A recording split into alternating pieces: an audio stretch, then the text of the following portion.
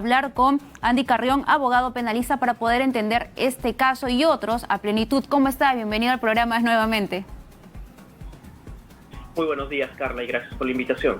Gracias a usted por aceptarla también y para poder que nos comente y nos explique este caso que los especialistas señalan que es un caso complejo, ¿no? Que ha llevado incluso ya bastante tiempo. Estamos hablando más de 2 años, recién en investigación preliminar, pero ahora estamos en una etapa de corrección todavía, ¿no? De subsanaciones que ha presentado la Fiscalía. ¿Cuánto tiempo más va a tener que pasar para poder recién comenzar con el juicio oral?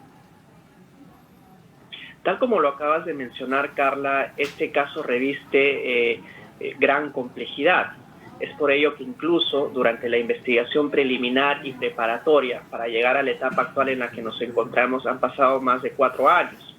La etapa de control de acusación, que es la que ahora se está ventilando, lo que ha dispuesto en su oportunidad el juez es de que la Fiscalía que ha propuesto la acusación proceda a corregir determinadas observaciones que realizaron en su oportunidad los abogados de los 41 investigados que se encuentran en este caso. Y lo que ha hecho la Fiscalía al día de hoy es precisamente cumplir con esas correcciones y presentarlas ante el juzgado de investigación preparatoria, quien está realizando el control de esta acusación, para que puedan ya proceder al análisis no solamente de los elementos de prueba, sino también de los recursos que han presentado las defensas en esta etapa de control de acusación. Si es que hablamos de plazos, por ejemplo, y esto ya lo ha referido también el propio coordinador del equipo especial, Rafael Vela, estaríamos proyectándonos, por ejemplo, de que iríamos a juicio respecto a este caso a inicios del próximo año, es decir, del año 2023. Mientras tanto, va a seguir la etapa de control de acusación tal como ustedes lo han informado recientemente. Usted, como abogado penalista que conoce también cuáles son los procedimientos al interior del Poder Judicial, ¿cuándo se podría tener una sentencia? Y le hago la consulta porque hemos visto, digamos, con respecto al caso Lavallato, que no solamente líderes políticos, estamos hablando de presidentes, de expresidentes también involucrados, y hasta el momento no hay una sentencia firme. Entonces el ciudadano se pregunta por qué la justicia tarda tanto con un caso tan importante como es el caso Lavallato. Entonces, ¿cuándo se cree que se podría tener ya una sentencia o cuándo podría, digamos, estar encaminado hacia ello? Este es un debate que ya ha tomado algún tiempo también, Carla, en el sentido del por qué procesos de gran complejidad como este, por ejemplo, o incluso el de Ollanta Humala, que ya está en etapa de juicio, ha tomado tanto tiempo para que siquiera pueda llegar a una etapa avanzada de todo el procedimiento. Y se ha debido a diferentes factores. Primero, la alta complejidad, el número de personas que se encuentran involucradas, y también el hecho de que la Corte Penal Nacional, que ventila este tipo de casos, también tiene otros dentro de la prelación del abordaje propio de la agenda que maneja la Corte Penal Nacional. No podría necesariamente ya aventurarme a hacer una proyección exacta de cuándo podríamos obtener, al menos en este caso, alguna sentencia condenatoria, pero si tomamos en cuenta retrospectivamente los plazos que ya han tomado hasta llegar a esta etapa, podríamos eventualmente estar hablando quizás del año 2024 o incluso 2025 hasta poder observar ya una primera sentencia condenatoria, que definitivamente tendríamos que esperar a que esta sea firme, puesto que la proyección podría darse únicamente en una primera instancia. Estamos ante un caso sólido por parte de la Fiscalía, con todas estas pruebas que ha ido recabando y también por lo que hemos podido escuchar en las audiencias que ha participado el fiscal José Domingo Pérez.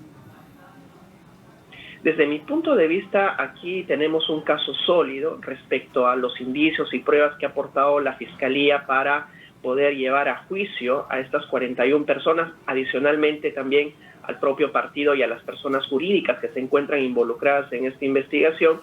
Sin embargo, esa solidez de la investigación va a tener que ser corroborada en esta etapa, precisamente, en la que el juez está realizando un control no solamente formal acerca de la imputación que está realizando en contra de cada una de las personas, sino también con qué pruebas específicas cuenta la Fiscalía a efectos de que en un eventual juicio puedan afrontar una sentencia condenatoria. Así es que yo creo que sí estamos ante evidencias sólidas que sustentan la posición de la Fiscalía. No obstante, la última palabra la tiene el juez, que en su oportunidad verá este caso en la etapa de juzgamiento. Y con respecto a otros casos, ¿no? Porque claro, cada uno, es verdad que muchos están implicados dentro del caso Lavallato, pero por distintas causales, ¿no? Teníamos también en el caso del expresidente Alejandro Toledo, que hay tiene que, digamos, ser requerido por la justicia para que responda aquí, pero todavía la extradición no se da. Tenemos también el caso del expresidente Ollanta Humala, incluso también que involucra a su esposa Nadine Heredia, incluso Pedro Pablo Kuczynski, ¿no? Entre otros. ¿Qué es lo que sucede? ¿Por qué tarda tanto el Poder Judicial para poder resolver? ¿O es un tema de la Fiscalía todavía que no termina por unir los cabos y poder presentar un argumento sólido ante este ente?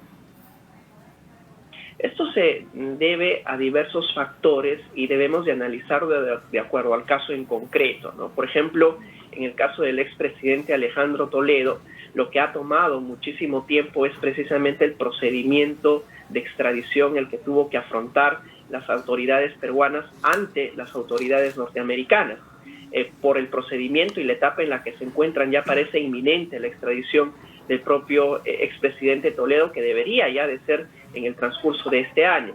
En el caso, por ejemplo, de Ollanta Humala, es uno de los casos más bien en los que se encuentra ya más avanzado dentro de la etapa del proceso en sí. Nos encontramos frente ya al juicio que está afrontando no solamente Ollanta Humala y Nadine Heredia, sino también otros que se encuentran vinculados dentro de esta supuesta organización criminal que se dedicó a lavar activos respecto al financiamiento recibido no solamente por el Estado venezolano, sino también por las empresas corruptas. Así es que debe de analizarse el caso a caso, pero es evidente de que la percepción de que ha tomado muchísimo tiempo el orden de prelación de abordar estos casos es evidente.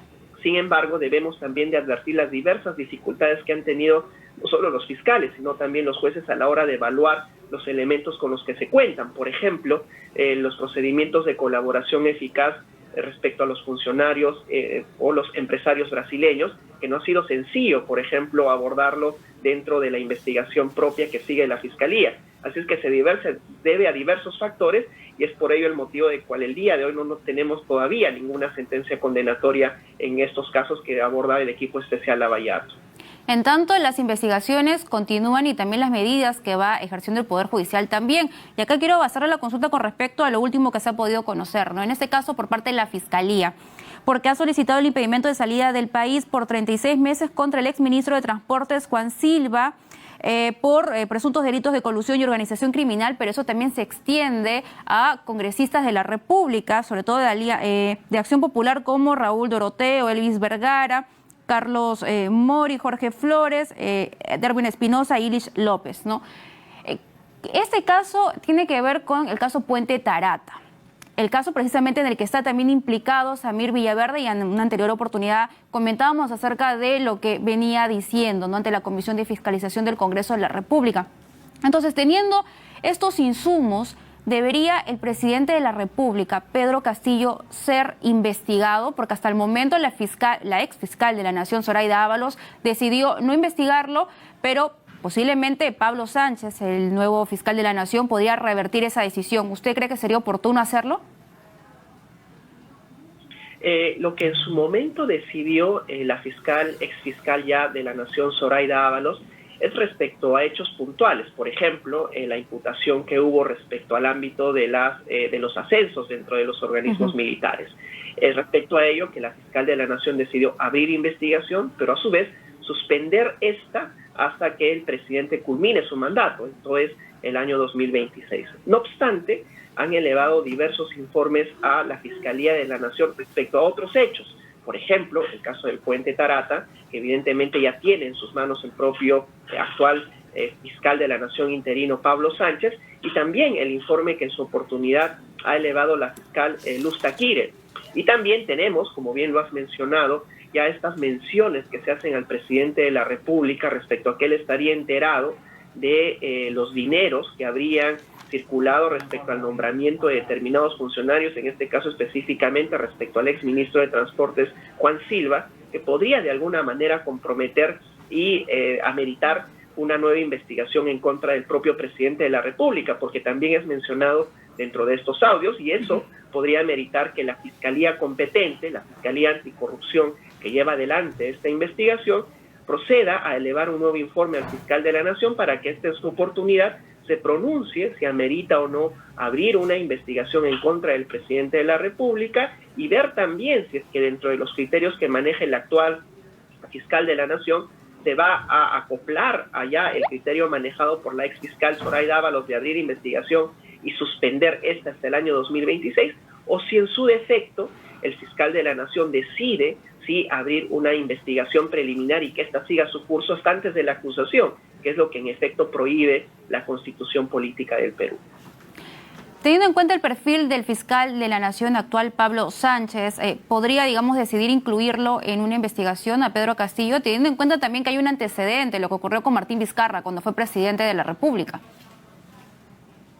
Bueno, en el caso de Martín Vizcarra, quien decidió suspender esta investigación fue la fiscal Zoraida Ábalos, es por eso que ya se había creado un antecedente, pero en el caso específico del actual fiscal de la Nación, existe también un antecedente respecto a un pronunciamiento relacionado a un expresidente de la República en la que él sostuvo incluso una posición mucho más radical, la de que sostuvo en su oportunidad la exfiscal Zoraida Ábalos, y esto es no abrir investigación hasta que el presidente en funciones culmine con su mandato.